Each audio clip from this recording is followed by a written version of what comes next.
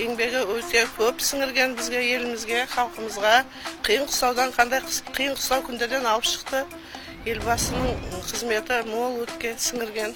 Астананың Нұрсұлтан қойғаны ол кісінің еңбегі көп. Мен солай санаймын. Астананың Нұрсұлтан болғанына біз қарсы емеспіз.